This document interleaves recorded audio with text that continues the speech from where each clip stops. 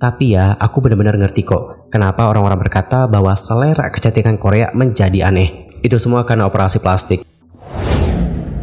Hi everyone, I'm Sulkin. Welcome back to my YouTube channel. Guys yang lagi nonton, gimana nih kabarnya hari ini? Apakah dalam kondisi yang baik-baik saja? Atau mungkin ada dari teman-teman yang lagi dalam kondisi nggak baik-baik aja? Entah itu dikarenakan lagi sakit, lagi galau, atau lagi banyak banget nih masalahnya. Apapun itu, tetap semangat ya guys. Don't give up, fighting. Well guys, dalam video kali ini kita bakal bahas tentang topik-topik yang lagi rame banget diperbincangkan oleh netizen.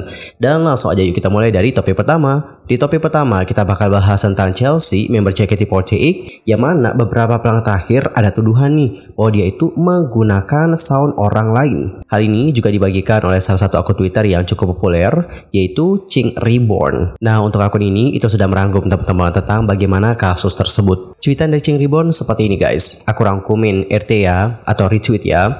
Chelsea JKT48 mencuri sound gitar orang lain atau temanku, tapi dia ngakunya ngulik sendiri. Hal itu bermula dari Vicky melalui Instagram story-nya itu merasa ada yang janggal dikarenakan sound gitar dia itu dipakai oleh member JKT48 dan kemudian memberikan caption, ini suara gitarku bukan sih? Dan usut punya usut, sound aslinya nih itu dibuat pada tahun 2023. Tapi jika kita baca bagaimana captionnya Chelsea, dia itu seperti mengatakan bahwa dia itu ngulik sendiri. Kemudian Vicky pun membandingkan bagaimana hasil gitarannya dia bersama dengan gitarannya Chelsea. Dan coba kita dengerin yuk bareng-bareng apakah emang semirip itu.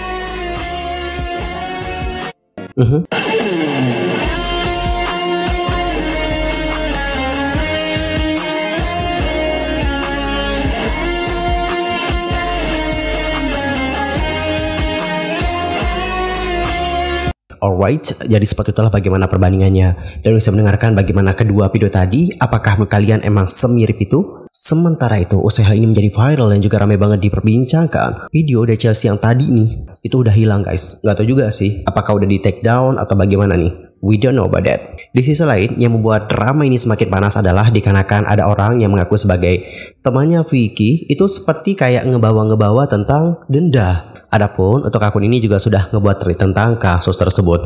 Di tweet yang pertama dia bilang kayak gini, tolong up ya guys, Chelsea mencuri sound gitar orang lain, temanku, tapi dia ngakunya ngulik sendiri, a treat. Jadi temanku ini konten kreator yang berfokus pada main gitar gitu, masih berkembang, tolong bantu doain ya guys supaya lancar terus. Nah temanku ini tiba-tiba up videonya Chelsea yang main gitar Rhapsody, tapi suaranya persis kayak suara gitar temanku ini. Sebenarnya oke lah ya kalau memang dia itu main gitarnya terinspirasi dari kawanku gitu ya. Masalahnya adalah di caption TikToknya Chelsea dia itu nulis ngulik sendiri. Siapa coba yang terima karyanya dicuri orang lain? Dan dia ngaku ngulik sendiri. Temanku ini itu belajar gitar, buat chorus dan lainnya itu nggak mudah loh. Dia berproses sampai akhirnya bisa jadi konten kreator yang bergerak di bidang tersebut. Jujur ya, aku sebagai temannya sakit hati banget.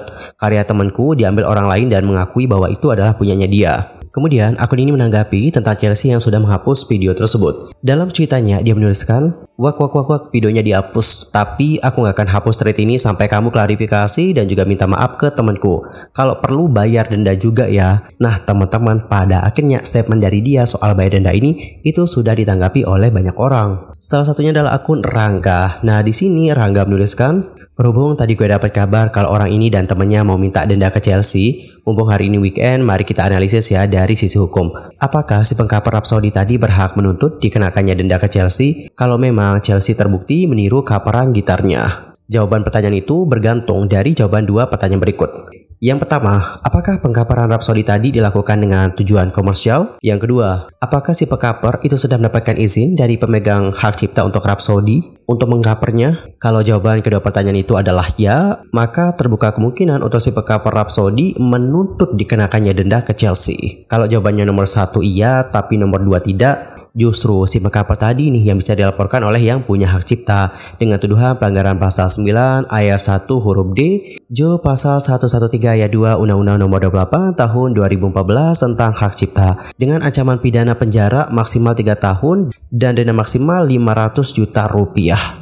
By the way, Kok si pekapot tadi sih yang bisa dilaporin atas dugaan tindak pidana? Apa alasannya? Nah, menurut Rangga ya guys, ada dua alasan nih. Alasan pertama adalah pengkaparan lagu itu merupakan bentuk transformasi dari suatu karya berdasarkan pasal 9 ayat 1 huruf D Undang-Undang 28 tahun 2014. Yang kedua, transformasi suatu karya atas tujuan komersial itu wajib mendapatkan izin dari pemegang hak cipta berdasarkan pasal 9 ayat 2 Undang-Undang 28 2014. Jadi guys, menurut Rangga ya, kalau benar si pengkapar Rhapsody tadi itu nggak dapat izin, dan kalaupun dia itu jadi menuntut Chelsea untuk bayar denda, tetap aja yang punya hak cipta bisa melaporkan si pengkapar Rhapsody tadi. Begitu teman-teman. Selain itu, Rangga mengatakan kalau memang si pengkapar Rhapsody tadi cuma butuh klarifikasi dan perminta maaf, dan kalau memang Chelsea terbukti salah ya monggo saja nih. Tapi kalau bicara soal denda ya, dia nantinya akan masuk ranah hukum yang bisa jadi berujung ke pelaporan pidana kalau dia bener nggak punya izin. Begitu teman-teman, udah jelas ya.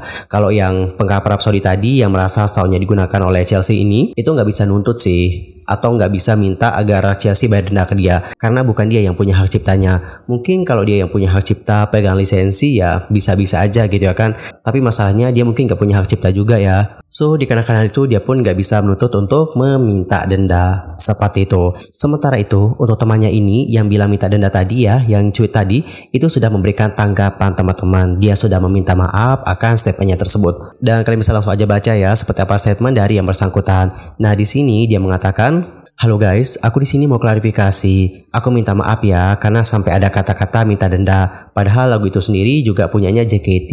Aku sendiri pun sudah take down postingan itu. Dan aku di sini hanya ingin itikat baik dari Kak Chelsea untuk minta maaf ke temanku." Di sisi lain, untuk Chelsea secara pribadi itu sudah memberikan tanggapan tentang isu tersebut. Dalam postingannya Chelsea menuliskan, "Selamat sore semuanya, aku mau minta maaf soal kegaduhan atas video TikToknya aku. Selama ini aku memang terinspirasi dan menjadikan beberapa konten TikTok dan YouTube sebagai referensi aku. Mohon maaf, aku sudah menggunakan video-video tersebut tanpa izin dan dikarenakan suara gitar aku terlalu kecil, jadi menimbulkan kesalahpahaman bahwa seakan-akan aku mengklaim bahwa aku yang memainkan sound itu. Kemudian maksud aku dari mengulik sendiri itu, aku ngulik sound yang aku dapat dari TikTok. Kedepannya, aku nggak akan mengulangi hal serupa lagi, dan aku akan lebih berhati lagi untuk dapat membuat konten yang lebih baik. Terima kasih atas masukannya ya, sekali lagi mohon maaf." Well, semoga ini jadi pembelajaran ya buat Chelsea kedepannya supaya lebih berhati-hati lagi. Apalagi seandainya kalau menggunakan referensi dari konten kreator ini ataupun konten kreator itu, mungkin bisa ditambahin sumbernya. Intinya semangat terus berkarya dan juga jadikan masalah ini sebagai pembelajaran kedepannya untuk menjadi yang lebih baik lagi.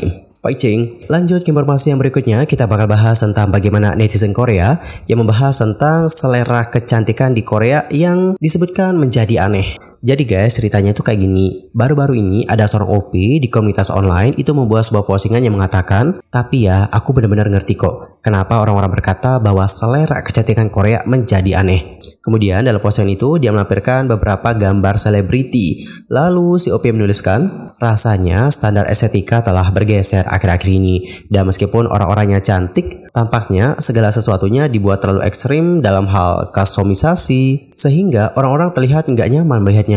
Kombinasi kulit yang sangat pucat, riasan bawah mata bernuansa merah muda, hampir terasa seperti hal yang biasa sekarang. Aku tahu kok bahwa gaya riasan yang sedang tren selalu berkembang, tetapi itu terlihat nggak alami.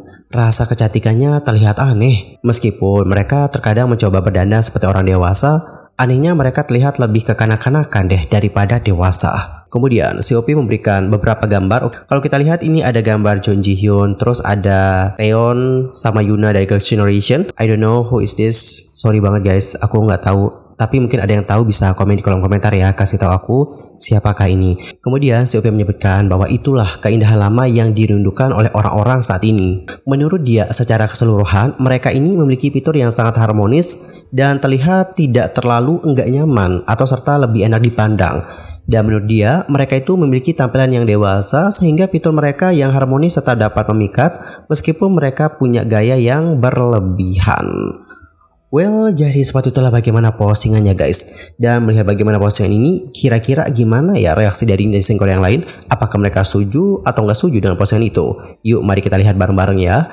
Yang pertama ada yang komen kayak gini guys. Menurutku ya, kita itu nggak punya wajah seperti mereka saat ini. Jadi karena mereka terlihat kurang cantik dengan penampilan yang lebih alami, mereka akhirnya menata diri mereka seperti foto-foto yang sudah kamu bagikan tadi. Sejujurnya ya, aku tuh kagum sama Suzy, Irene, Sully, Jui, dan juga Sohyun. Tapi trennya tiba-tiba berubah secara random di satu titik. Itu semua karena operasi plastik. Karena operasi kelopak mata ganda, mereka perlu memakai riasan mata yang tebal. Fitur wajah mereka itu menjadi lebih tajam, sehingga mereka lebih cocok dengan riasan yang kuat. Ada banyak orang yang menjadi lebih cantik melalui operasi plastik, sehingga tren kulit putih yang berlebihan, mata besar, kepala kecil, dan lain-lain itu udah dimulai.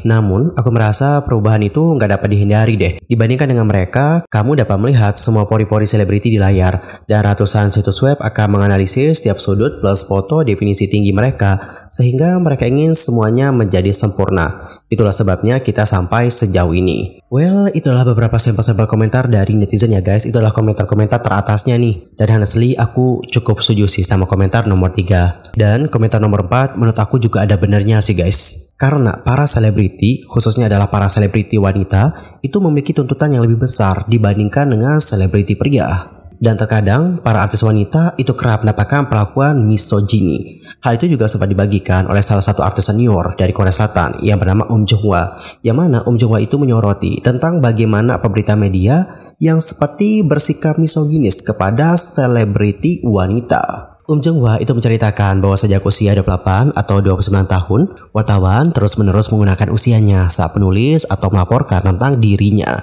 Dia lantas menjelaskan bahwa setiap kali namanya disebutkan, usia itu selalu diletakkan di depannya. Meskipun mungkin ini terlihat normal bagi para penggemar, Jung Hwa menekankan bahwa hal itu membuatnya merasa sadar akan usianya dan bahwa hal ini hanya terjadi pada selebriti wanita. Dia pun lantas menambahkan bahwa wartawan itu hanya melakukan ini kepada aktris dan penyanyi wanita. Dan ia berpikir bahwa itu sangatlah kasar. Pandangan semacam ini juga dipegang oleh banyak orang di seluruh dunia, dengan selebriti wanita diperlakukan dengan standar yang berbeda dari pria, terutama dalam hal pandangan terhadap penuaan.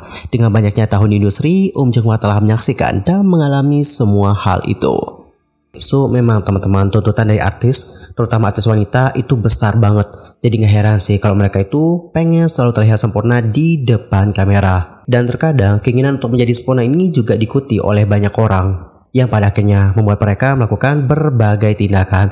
Ada yang perawatan, terus ada yang ganti gaya makeup, ganti gaya rambut juga, diet ekstrim, sampai ada juga yang melakukan operasi plastik. Di Indonesia sendiri deh, jangan jauh-jauh ke Korea ya teman-teman. Beberapa selebriti dan juga influencer bahkan ada yang melakukan operasi plastik. Ada yang operasi hidung, sama ada juga operasi untuk meruncingkan dagunya. Dan bagaimanakah pendapat kalian akan hal yang satu ini? Apakah kalian juga merasa bahwa selera kecantikan akhir-akhir ini menjadi aneh? Nanti sampaikan ya guys bagaimana opini kalian di kolom komentar. Anyway, cukup sekian ya guys untuk hari ini, dan kita akan jumpa lagi di video berikutnya dengan informasi terbarunya. I'm Soki pamit, dan aku mohon maaf kalau ada kesalahan baik itu dalam ucapan, sikap, tindakan, dan mungkin ada kesalahan informasi, mohon koreksinya. Sampai jumpa semuanya dan selamat beraktivitas. Goodbye everyone. Bye-bye.